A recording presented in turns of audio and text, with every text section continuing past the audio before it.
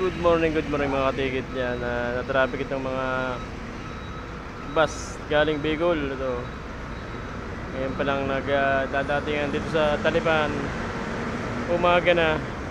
Inabot na sila ng umaga. Ayan.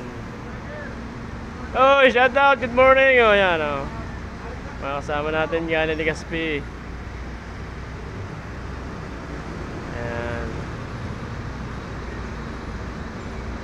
17 Auto Volvo Doman 18M. Ito, Piña-Francia 3. Isang Volvo saka 2 Hino rim mo.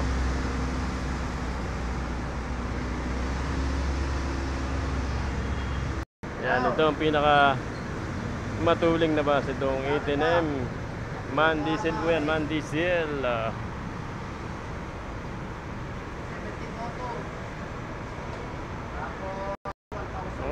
Abutin pa ng traffic yan, Lunes ngayon. Siguro mga alas 11 makakarating yan, mga kagsawa. Ngayon pa na nada, mga alas 11 yan, makakarating ng Maynila. Yan, paalis na yung 6,000 Skybus ng Piña-Francia Volvo. Yan o. Yan ang mga maganda sakyan, mga air suspension yan o. Halos lahat ng bus ng Piña-Francia air suspension yan o. Ito, pero ito ang pinakamatuling, itong 18M. Pinakamalakas. Bali wala dyan ang ahon. Yan, nabot daw po sila ng traffic sa Lopez, Calawag Lopez Road. Gawa ng mga ginagawang kalsada. Yan no.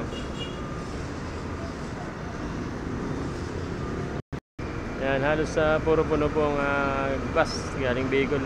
Daming pasahero. Yung 6M dumating. Meron pa isang man diesel dumating, 6M naman.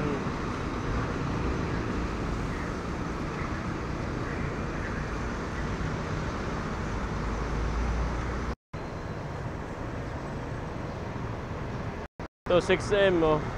5M pala, 5M. 5M pala ito. Man diesel din yan. Lazy Boy, executive bus yan, 2x1 seater yan. Palis na itong Piña-Francia oh. Yan ang mga gandang sakyan pa Bicol. Ito, mga air suspension, malalakas ang makina niyan.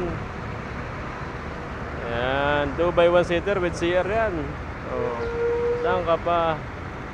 Hindi ka na titigil sa gasolina para magpaihi. Diyan ka na sa loob mag-iihi oh. Yan, sa mga pa-Bicol, try nyo sakyan itong mga man diesel ng DLT Bicol. Yan, komportable kayo dito.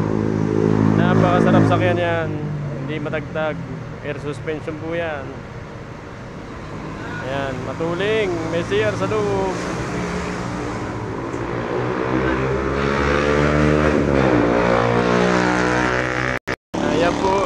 Yan po ay Greyhound yan, 2x2 po naman yan.